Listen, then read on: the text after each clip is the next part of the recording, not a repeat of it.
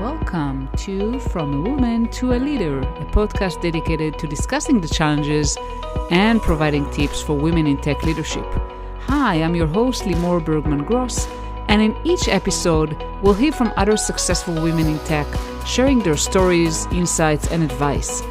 Join us as we empower each other to reach our full potential in the tech industry.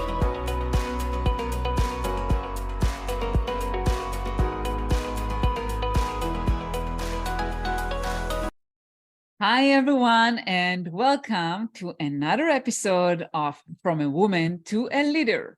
And today, very happy to talk with Swapna. I'll soon introduce her, and we're going to talk about a topic that I think is very, very important: how to build psychological safety within your team. But first, let me introduce Swapna. So Swapna and I met, I think, through Plateau HQ, I think. Yeah, we had a session of mentoring and we stayed in touch ever since. So that was great. And Swapna is an accomplished engineering leader. She has over 17 years of industry experience in building large-scale systems and high-performing teams.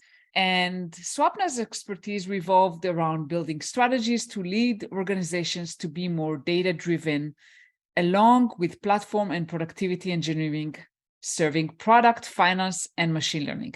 She is also highly passionate about improving diversity and inclusion in tech and is associated with Lean Circles. I know that Swapna, you also mentor through multiple platforms, and you are also a keynote speaker. So, hi, Swapna, welcome. Hi, Limor. First of all, I just want to say it's incredibly an honor for me to be part of your podcast. So thank you so much for inviting me. Thank you. And it's completely my pleasure. I really like you and always enjoy catching up with you. And I'm sure that you have a lot of value to share. Mm-hmm. And okay, so we're going to talk about building psychological safety. But let's first, before we dive into that, Swapna, if you can kind of share your journey a little bit. Yeah. So I came to US to do my master's, and since then have been in some multinational companies. Soon I had realized that if I want to get my creative juices going, then startups is the way to go. I really wanted to wear multiple hats, try to understand different areas, not just engineering. And since then, I have been in multiple startups. I started my leadership journey I would say, few startups back. I believe it was in Spring Path. And it was kind of an accident. I started it because the team needed it, and I just stepped up into that role. And ever since then, I have been leading teams and remote teams after that to build different platforms and platform capabilities. And somewhere in midst, when I became a director of engineering and Headspace Health, I realized that I was stepping into different roles by minimum training to sometimes no training for leadership. And it was amazing to see some of my managers coming to me and saying the same thing. They wanted to know how I grew as a leader. That's why I started a community called as Adaptive, which is responsible for, or which one of our key mission is to help people adapt to their new leadership. Yeah, I forgot to mention that. Yes, you started Adaptive, and I follow you, and I see all the wonderful articles that you publish on LinkedIn. So definitely I encourage everyone to follow Swapna and Adaptive and see all the beautiful and really valuable content that you produce. So thank you for that. By the way, I relate to that completely, because when I started managing, no one told me how it's done. I completely failed along the way. That's the experience, right? Yes. Yeah, did plenty of mistakes. Yes. And we want to talk today about psychological safety. So first, tell me why this topic is important to you. Yeah, because the way I think about psychological safety is basically a shared belief among our team members. That is very much important for me because they can freely express their thoughts, ideas, or concerns or opinions without the fear of negative consequences. Like they shouldn't be fearing about embarrassment or punishment or some kind of a rejection. So for me, this concept of psychological safety is something that is very crucial, because when psychological safety is present, you can see your team members sharing their ideas and perspectives openly, admitting to their mistakes or seeking feedback without any fear of judgment, or even asking the questions and seeking clarifications. Often I feel the aspect of this psychological safety is taken very light in companies. And when leaders try to prioritize psychological safety, that is when you create an environment where team members will feel comfortable challenging our ideas. Because, as you said, right, Lemore, as we grow as a leader, also we are making our own mistakes. So you want somebody to keep you accountable. You want to make sure that they are giving you the right feedback, because that in turn is very much helpful for your company and the organization. Yeah, and I think that many organizations don't even think about this at all. I mean, I don't think this is something that is even being considered psychological safety. And I can relate that it's very important, because a lot of times we are afraid to make mistakes. We are afraid to be, I don't know, looked at as maybe incapable. At least it happened to me. Like I was afraid to speak up because I thought maybe someone will think I'm stupid or not capable. So it's kind of what I understand from you is like creating an environment that everyone feels safe to be who they are, to ask for help, to make mistakes. Yeah. I mean, for me, psychological safety is not like nice to have. It is like a must have. Absolutely. I completely agree with you, completely. So now the $1,000,000 question, now that we know what it is, and let's assume we understand and agree that it is important, how do we create psychological safety? Yeah. I mean, there are a few specific things that you can do to cultivate this psychological safety under your leadership, right? For me, first and foremost, the most important part is communication, encouraging open communication. As a leader, I encourage this kind of open communication with my employees by actively listening to their concerns and ideas. They should feel that there is a safe space for employees to voice their opinions. And I also lead by example. Basically, I admit to my mistakes, ask for feedback, and I'm very transparent and honest. And sometimes, if there are situations where I feel vulnerable, I show my vulnerability to my team members, because taking smaller steps in these directions, I feel that it will cultivate that trust and openness. There are two more aspects that I do. One is I will celebrate success immediately at that very moment, because I feel that will cultivate a positive and supportive work culture. And I will provide feedback also at that very moment, because I do not undervalue either. I make sure that we provide our team members with feedback that will highlight the areas of improvements. And I do that at the very moment where I feel that that is the necessity. I don't wait for one-on-ones. I don't wait for like mid-year reviews or anything, because that is absolutely critical for me. And the last thing, which I think Lemore, you and me both will agree on, is to embrace diversity. We have to embrace diversity and inclusivity in our workplace, because the common misconception about psychological safety is it is always tied to engagement, employee engagement. It should truly be tied to employees feeling valued and respected, because they should actively seek out diverse perspectives and ensure that everyone has an equal opportunity to contribute to our organization's success, because that in turn will hit your metrics of engagement at the end. Yeah, I agree with you. One of the challenges, I think, is that many times, even if you are exercising great leadership, you try to build a diverse team, you try to foster an inclusive environment where everyone feels safe. A lot of times, environment you're at, the company, the overall company, does not exactly align to those attributes. And I don't know if you have experience with that, but what would you say to a leader that really try to cultivate psychological safety within their teams? And obviously, as you mentioned, like they are role models and exercise that as well. But how do they act within an organization that maybe, I would say, maybe is less safe space. Yeah. And that is always a challenge, right, Lemur? I have been in situations in my previous companies where I felt that there is a lot more that needs to be done with diversity or DNI in particular. And also there has to be a lot to be done with psychological safety. But at the same time, I value and I believe that an empowered employee who feels psychological safe in the workplace, they know that they can be honest and can make mistakes. And for me, the concept of psychological safety does not start with the organization, it starts with the leader itself. So even after being, because I'm a true believer of radical candor. So even if I think that my workplace is not giving that psychological safety, me being open and vulnerable and me giving my team members that space has always helped them understand that it then cultivates the whole environment of how we can change the workplace and how we can bring that feedback to our leadership. And that's how I have always managed these kind of challenging situations.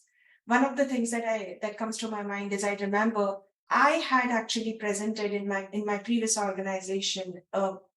Me and my team had realized that there are certain aspects in my workplace where unknowingly, because sometimes biases happen without unknowingly, right? No one realizes that they are biased, or sometimes those are the situations where you don't understand how to even react to those situations when the person who might be biased has not even registered it in their mind that they are biased. And I remember me and my team had presented a presentation where we had talked about the situation, how the employees have taken that messaging from these leaders, and how that messaging should have been put forward so that it would have been more inclusive and more aligned to the DNI perspective. Absolutely.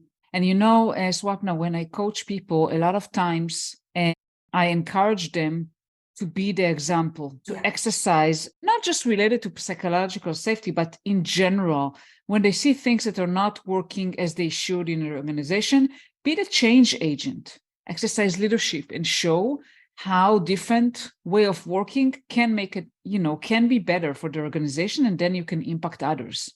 Yes, totally. It's basically leading by example, as you said. Absolutely, yeah.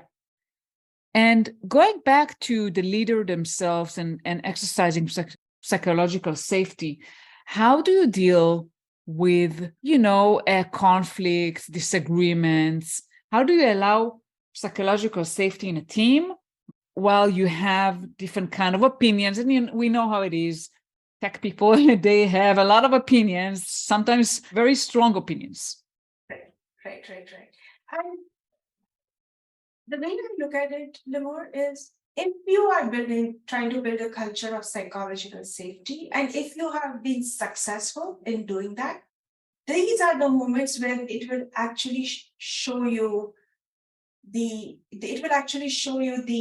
results of your psychological safety culture. Because every single individual, right, be it engineering or any other organization, the moment there are difference of opinion, there is going to be a conflict. And that is the exact moment where these kind of culture actually are the best culture that you can have in your organization. Because the moment there is a conflict, if every team members is aware that they can, this is a place where they can voice their opinions, and at the end they have to come up with they are going to come up with a common language of how they are going to treat that situation. It is a win-win situation. But I will not deny the fact that there are sometimes some disagreements where things just don't go the way you would like it to go. And at that point, I usually make sure that I am available in such kind of conversations where I will be the one who is steering those conversations. And at that point, the earlier thing that I mentioned, that I appreciate my team members right away, and I also give feedback right away, that comes to play for me, where I start giving feedback and I make sure that people understand where are the things that they can tweak a bit, so that they can bring that inclusivity in their conversations. Absolutely.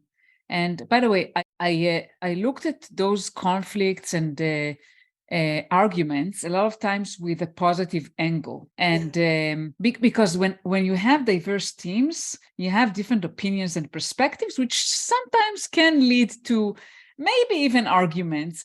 But I see that as a good thing, because a team that has the different opinions produce better results, bring different ideas. And it's about managing, as you mentioned, like managing those discussions in a way that everyone feels encouraged to share their opinion without dismissing other people. Yes. And that's where the feedback comes to picture. If you feel that somebody is dismissing somebody else. Yeah, absolutely. What are some common obstacles to building psychological safety, and how can leaders overcome them? Yeah, I mean, the way I look at it, there are a couple of obstacles that come, because this is something that I have been having conversations with different leaders at this point. The first is comfort. Developing a psychological safety should not be confused with creating a comfortable workplace, right? In fact, too much comfort can lead to a reduction in psychological safety. Like, for example, when an employee feels too comfortable at work, there is a risk that they will fall into a kind of trying to stimulate, they might get complacent. When trying to stimulate psychological safety, you can get interactions as lazy nods of agreement, agreeable shrugs, or silence when asked directly for criticism, right? This could lead in lack of progress on both individuals and team levels. So for me, as a leader, for me, it is important to continue taking small interpersonal risks as a team to accumulate a shared sense that it isn't that risky to be risky. For example, voicing what you think the interpersonal risk is holding the person or a group back. If somebody is holding a group back, you should voice that opinion, regardless how much valued or senior that person might be, or acknowledging how small the risk or discomfort might be, or asking the room or a specific person for a different idea. I know it is hard for us to kind of isolate a person directly, but that is some of the things that we need to start doing if we want to build a psychological safety. We are basically trying to bring team members slowly out of their comforts. The second aspect is only focusing on celebrating achievements. This is something that is very important to me, because people celebrating milestones within an organization is a key element, and every single organization does that. However, it is also important not only to reflect on your good moments, but also to pay attention and reflect on the things that didn't go as planned, and taking accountability of that, like providing a moment of reflection to all the stakeholders, ensuring that everyone feels comfortable to talk about the things what went wrong, and even holding our leadership responsible for postmortems. Because engineers do postmortem when things go wrong. Why not engineering leaders do postmortem, right? When things go wrong on the leadership level. The third aspect is misinterpretation of the term of psychological safety. This psychological safety topic has received a great deal of attention right now. The reason is why, because organization wants to invest in this because they are thinking it is tied and to the outcomes, to high revenue, to increasing productivity, or fewer absences. It is for sure, but you shouldn't lose sight on the essence of it. Creating a workplace where everyone can have their own identity and they can feel that they can bring their true self at work. That actually is the very core of psychological safety. And the last thing I will also mention is sometimes leadership style also influences the degree in which the psychological safety is experienced in workplace. For example, if you have an authoritative leadership style, you have to be very mindful when you are having these kind of conversations to make sure that you're presenting it correctly. And the psychological safety is not just a term within your team members, if that makes sense. Absolutely, yeah. And I think the last thing you mentioned, I mean, it's kind of, I remember something about a Kuchi I had. You have to treat people differently, right? I mean, and a lot of times to allow someone to feel safe to say what they think, you need to treat them a certain way. Some people will need a more supportive, comfortable environment to feel comfortable sharing an idea or opinion because they may be suffering from confidence issues or imposter syndrome or what have you. And you need to be conscious of that and allow them the space to feel safe.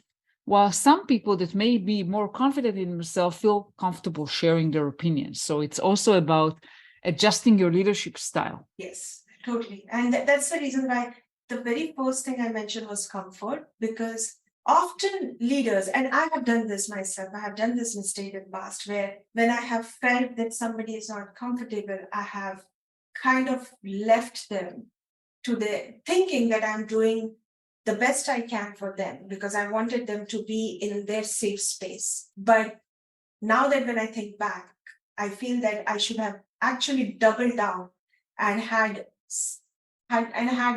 come up with an understanding of what will make them more comfortable in voicing their opinions. So that's exactly why comfort is something that is always on top of mind.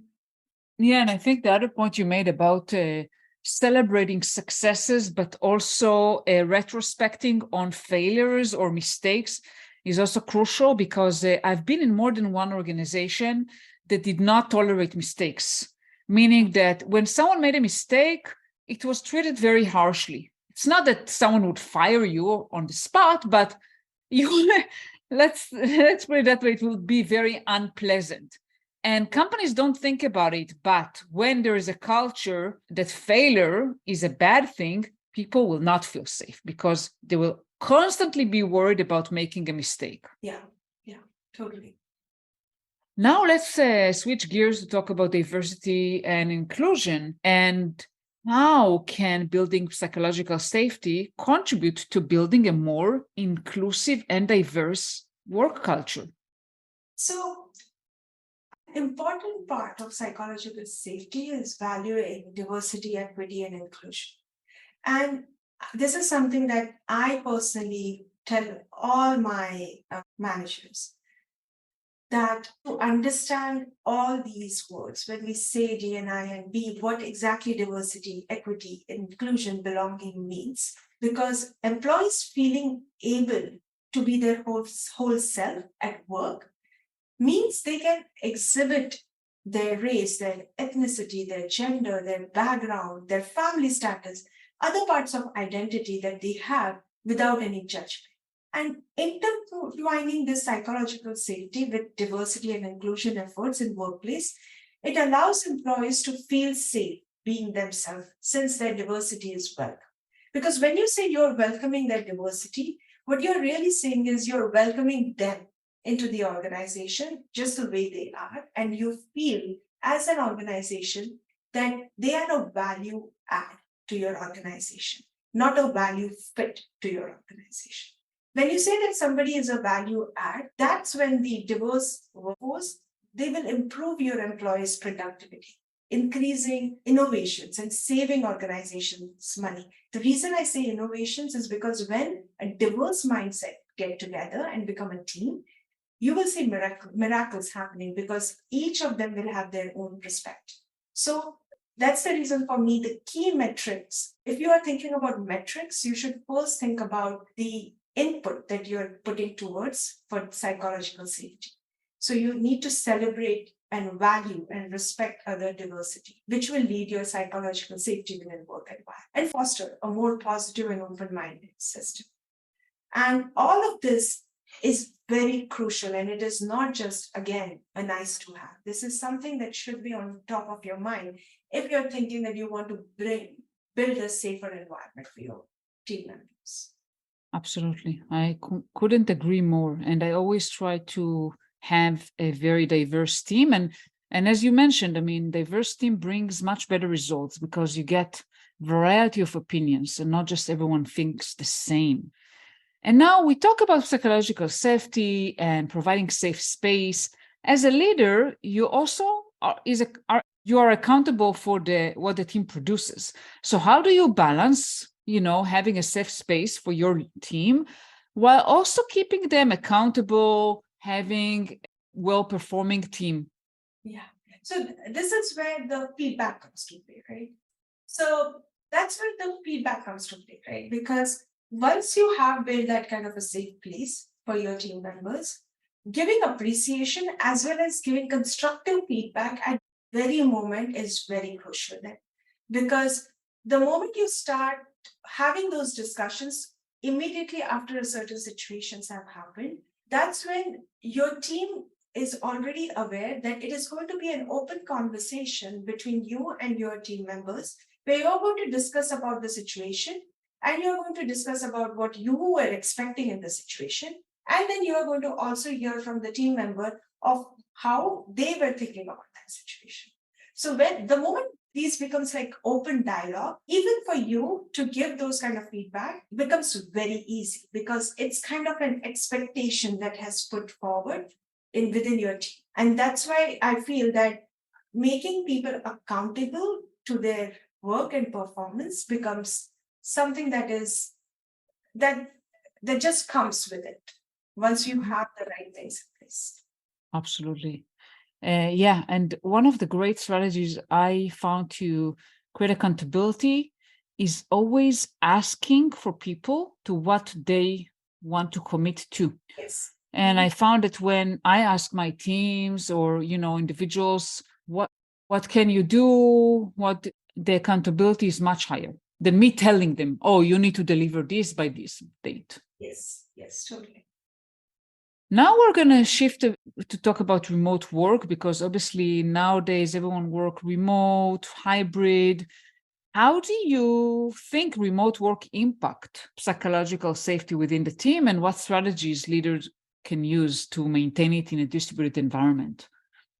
Yeah, so Limor, in today's world, right, when after pandemic, the hybrid work environment, the organizations are increasingly relying on the teams to achieve their goals and objectives. There are some studies out there which have also shown that effective teamwork can yield significant benefits. And we all agree to that at this point. However, creating and maintaining effective team is not an easy task in hybrid work. But now that's why we are in this very difficult spot where organizations are now relying on teams. And now the teams have to figure out a way to maintain an effective team structure.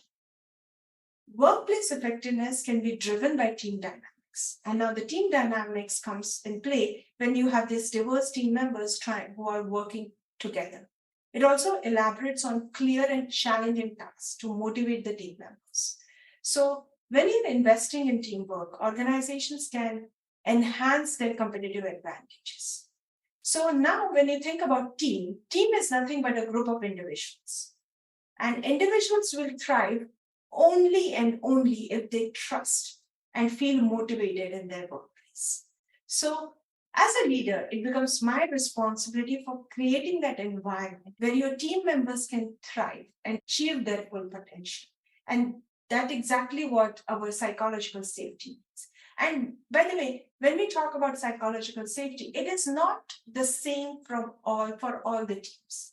So that's why it becomes a leader's responsibility to put in all the strategies that we talked about, like communication, then appreciation or giving feedback, thriving for growth mindset, inculcate that to your team so that they can become this group of individuals who are having this shared understanding and shared motivation amongst themselves. Absolutely. And do you have some strategies to build trust with people you never met before? Because this is one of the questions I keep being asked. How do you do that with people you never met and you always worked remote with? So I have hired many people during this remote environment. And we have been now in this world for more now for years. So the very first thing that I do is whenever I'm working with somebody whom I have not met earlier, I will have one-on-ones with them, which is not about talking about work, but talking about themselves. What works for them? What doesn't work for them? What are the things that really excite them? How, and this is the most important question for me, how they like to get appreciated for their work. So the moment I start having these conversations, trying to understand a little bit more about them as an individual, that is how I have started building that trust from them. The second aspect is even though we are in this hybrid environment, I have myself made some significant efforts in meeting these people in person, be it through on-site, be it through me actually flying down somewhere, but I have made that effort for them. And the last aspect is making sure that they are paired as when we are doing onboardings or when we are trying to assign them with projects. I make sure they are paired with individuals who have been with my team for a longer period of time, because then they get the chance to know about my team and the organization from somebody who has been here for a while. So they also have that opportunity to explore the organization a little bit more. Absolutely. That's wonderful. And Swapna, it's been so great talking with you, and you've shared so much value. I wanted to ask you, how can people contact you? Oh, I am on LinkedIn, so you can just like send me an invite, and from there I can take it. Or you can also send me an email. My email is swapnasavant@gmail.com. Yeah. Perfect. Thank you so much, Swapna, for being here today and sharing all those insights. Thank you so much, Limon, for having me. It was wonderful to be here. Thank you for listening to another episode of From a Woman to a Leader. This is your host, Limor Bergman Gross, and I want to encourage you to reach out to me on LinkedIn, Limor Bergman, and let me know, what do you think about the episodes? Feel free also to comment on Apple Podcasts and tell me, what do you want me to talk about? Which guests do you want me to bring? I really appreciate that, and have a wonderful day.